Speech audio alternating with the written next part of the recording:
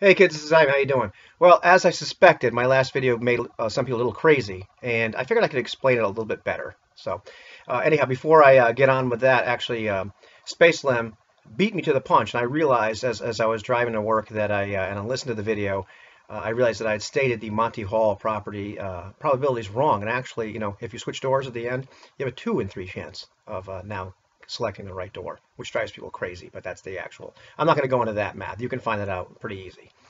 Anyhow, I was going to talk a little bit about, the idea that, I said the sequence matters, which technically you could say is true, but it's when you measure it. And actually, I believe I just looked at some of the comments, and Null Inquisitor just presciently just put down that same thing. It's when you actually measure the dice that matters what the probabilities you're looking at are, which sounds crazy.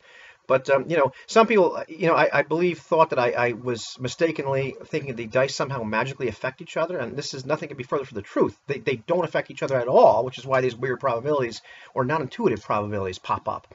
So, what I think, the idea of like rolling dice simultaneously versus rolling in sequence kind of freaks people out. And the thing is, it's when you measure it. And so, to me, the easiest way, like when you talk about, usually you talk about simultaneous roll because you only measure it once.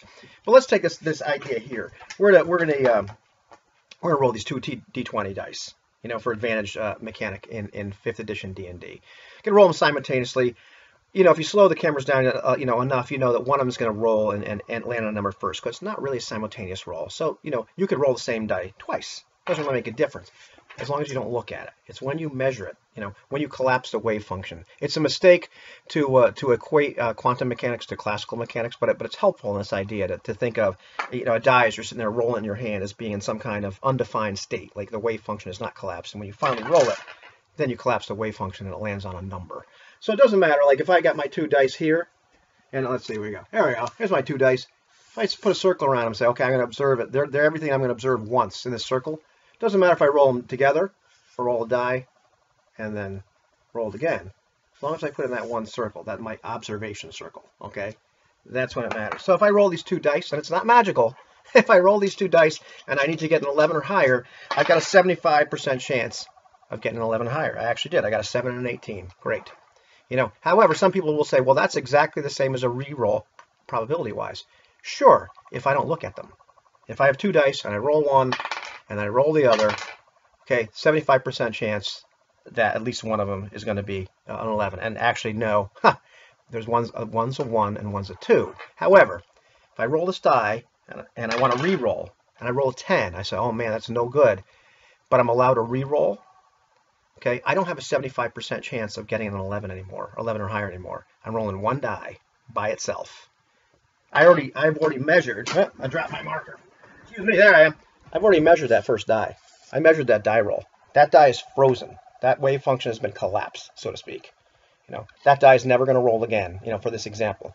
So when I'm going to add the next die, it's on its lonesome. This thing has got a 50% chance. I got a 14, a legitimate 14 of rolling in 11 or higher. That's what I mean by sequence matters. Matters like when you actually look at it. I could take this, we'll do the coin flip thing, Take this ubiquity die. This white ubiquity die represents, like, it's zeros and ones the whole way around. It represents, a binary pass-fail, 1 die. So let's say I roll this thing. Well, let's take it 2 different ways. Say you and I sit down and we say, well, what are the possibilities of me rolling all zeros if I roll it 10 times? Okay? Well, the probability is 1 in 1,024. Pretty set in stone. But if I've already rolled this thing 9 times and it's come up 0 every single time, what's the probability of it coming up 0 when I roll it the 10th time? 1 in 2.